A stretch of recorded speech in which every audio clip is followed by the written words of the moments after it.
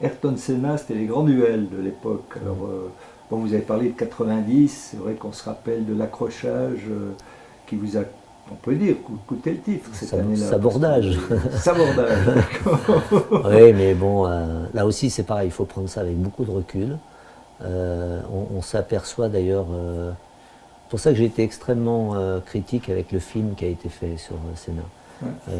J'ai rien dit au début parce que j'ai participé pendant très très longtemps au film, mais ce genre d'accrochage, par exemple, ce qui s'est passé en 90 et tout ce qui se passe dans la période Senna, faut bien avoir compris ce qui s'est passé au moment où je me retire, c'est-à-dire au moment où j'arrête en Australie 93 et puis après jusqu'à malheureusement sa mort au 1er mai 94.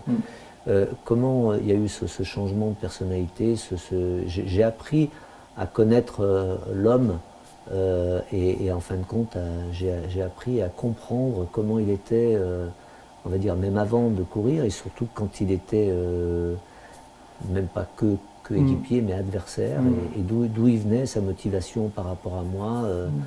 Et en fin de compte c'était presque une des plus belles reconnaissance qu'il pouvait avoir par rapport à moi.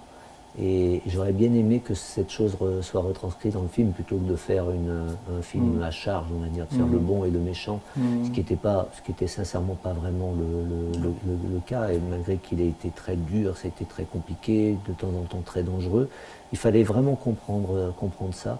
Et puis, bah, comme dans tous les beaux duels, que ce soit dans le sport ou dans la vie, c'est quand on a des hommes, enfin on va dire un peu d'exception. Et lui, il était dans le sens exceptionnel, au vrai sens du terme, c'est-à-dire qu'il était.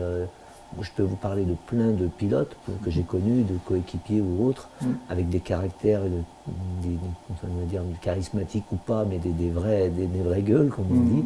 Mais lui, il était à part, il était totalement différent, donc on peut pas le comparer. Et c'est ce qui a sublimé un petit peu notre duel, et ce qui fait qu'aujourd'hui, ben, les gens sont encore nostalgiques de ce duel, parce qu'il y avait un côté humain, encore une fois, que j'aurais bien aimé qu'on retranscrive vraiment dans ce film.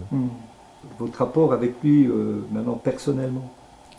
Ben, moi, j'ai eu comme je vous le disais, les rapports que j'ai eus après mon retrait de la F1 fin 93, et même dès le jour même, hein, pour ne pas dire instantanément au moment du podium, au moment où il me prend pour être avec lui, bah, les choses ont changé, ont évolué, et c'est là où j'ai commencé à le connaître, et puis on a eu des contacts, On se souvient de pas au quotidien, mais presque. de son message la veille de Oui, sa oui, mort, ça si je me c'était, rappelle oui, bien. oui, la veille, Très, très émouvant.